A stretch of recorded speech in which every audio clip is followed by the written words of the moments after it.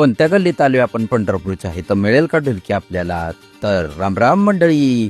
आज माझ्या गाडीतल्या का श्रेयसनं मला चिठ्ठी पाठवली होती, त्याला माझ्याबरोबर व्हिडिओ बनवायचा. ओके म्हणलं. नंतर कचेरीत आमच्या चौघांचं फोटो दिलं आणि काम लवकर होईल अशी अपेक्षा केली.